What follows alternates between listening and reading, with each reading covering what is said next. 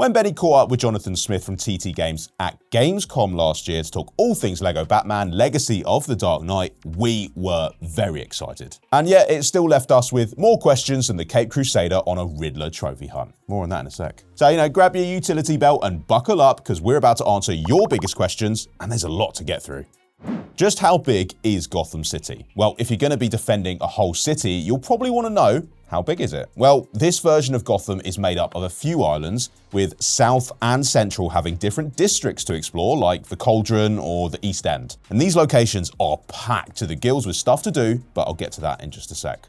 As you might expect with a sprawling metropolis like Gotham, there is lots of verticality to what you can explore and where you can go, with plenty of street-level action that you can crash through with your Batmobile as well. Again, more on that shortly. Look to the skyline, however, and you're going to find all sorts of weird and wonderful goings-on atop skyscrapers and balconies to keep you occupied.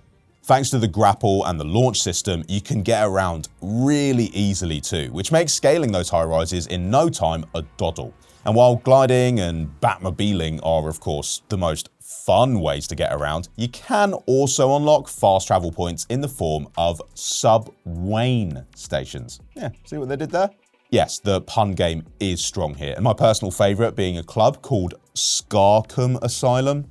Anyway, to unlock subway stations, you're going to have to do a smart puzzle, and those aren't the only ones you'll be solving. What is there to actually do in Gotham's open world? Well, at the risk of sounding like a tourist board here, there's loads to do in Gotham. After all, what use is a big map if it's empty? I mean, just look at the map legend here. Riddler puzzles are back, yes, but there are also Clue Master puzzle boxes for you to unlock and contend with, as well as Wayne Tech caches. There are side cases like the case of Waylon Jones and the Falcone fortune to solve, and even escaped zoo animals to wrangle if that's more your style.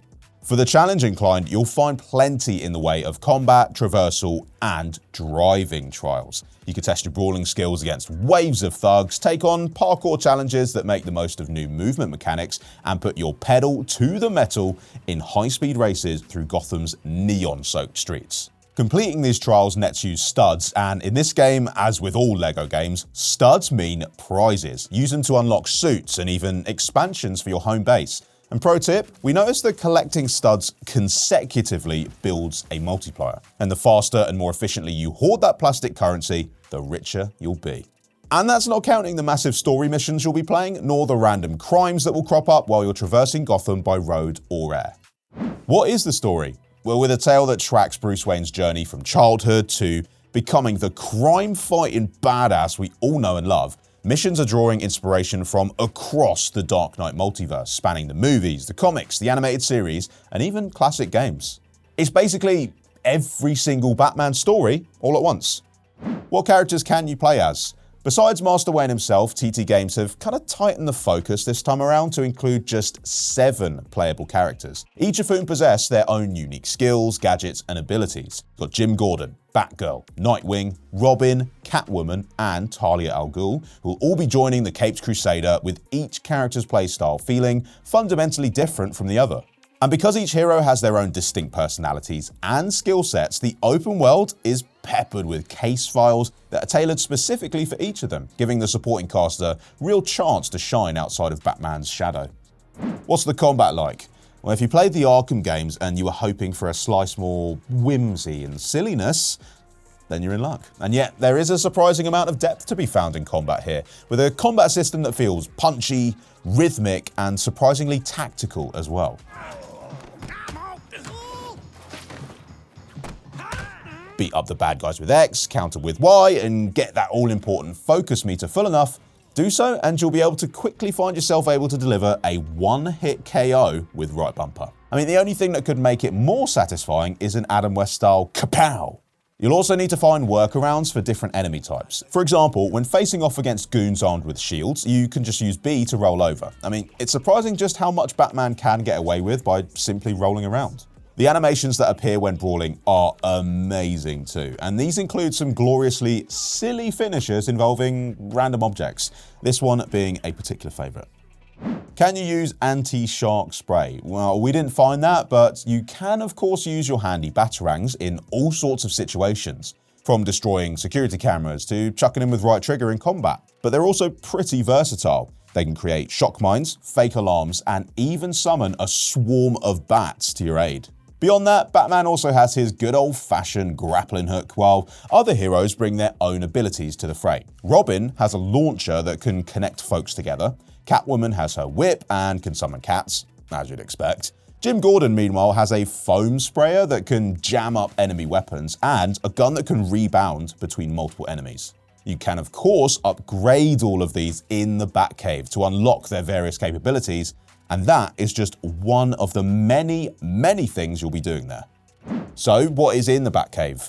What isn't in the Batcave is probably a better question to ask, because this thing is vast. Starting out as little more than Alfred's old storage unit, the space can be expanded to build out new areas, and you can use your hard-earned studs to furnish the place with everything from high-tech terminals to Batmite's own pop-up shop. Virtually everything is customizable too. Fancy changing the giant Batman logo on the wall? Well, you can. Want to display trophies that you've earned from missions? Sure, why not? But my personal highlight has to be the Bat phone, because in my playthrough, it was just basically used by Bane to abuse me. Your requiem is coming. But who knows who else can ring us throughout the game. He really is the most devious wrong-un in Gotham City. Can you use the Batmobile? Well, it wouldn't be a Batman game without it, would it? Not only that, but you'll also have access to the Batcycle and the Batwing. In fact, every playable character has a signature vehicle that they're able to summon when driving, and although I didn't get to see all of them, there were some cars and motorbikes for Gordon and Robin as well. I'm also pleased to say that there were plenty of spaces in the garage to collect more iconic rides, which can, of course in true LEGO fashion, be customized. What costumes were there? Well, given that this is intended to be a real love letter to 80 years of Batman, each playable character has loads of costumes available to choose from. By my count, Batman had about 30 outfits to choose from alone, including one inspired by his very first video game outing all the way back in 1986, and then all the way through to Robert Pattinson's emo Batman in 2022. There's even a rainbow Batman outfit for when you need to fight crime with a spectrum of justice. We also spotted an absolute Catwoman outfit in the shop as well, which was locked for now. Most of these are just fun nods to comics, games, movies, or TV shows from the past 8 decades, and it promises a really fun trip down memory lane for fans. It is worth saying that these can be unlocked through purchases at Batmite's store back at the Batcave, progressing the story, or by completing certain challenges. Which villains are in it? Well, the Rogues Gallery is out in full force for this one, meaning that you'll be hunting down everyone from the well-known heavy hitters to some real deep cuts. Confirmed villains so far include the Penguin, Two-Face, Mr. Freeze, Ra's al Ghul, Poison Ivy, the Riddler, and of course, the Joker. I mean, where would the Batman be without him? You can expect plenty more to crop up on your adventures, and the legacy aspect means that we are going to see versions of these characters that pull from the movies, the original 1966 show, and the comics all at once. Are there boss battles? Oh yeah. With a roster of villains from every corner of Batman's storied history, it would be a shame not to pit them against him in a proper test of wits. And by the looks of things, these are not simple boss battles either.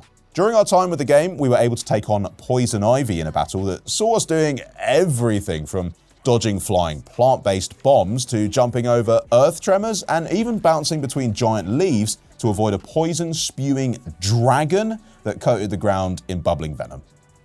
What collectibles are there? It really wouldn't be a LEGO game without a pile of plastic to collect in different shapes and sizes, and Legacy of the Dark Knight has plenty for you to spend hours searching for, and countless goodies to reward you for your time. As with previous adventures, you'll be wanting to keep an eye out for mini kits, as finding them unlocks a stack of studs and various other rewards too. There's also plenty of Wayne tech to be found, which lets you upgrade abilities for each character. Red bricks make a return from previous entries as well, and we found one of these when we were exploring Falcone's Club, and if they're anything like their previous counterparts, they could be used to unlock additional game options in exchange for studs.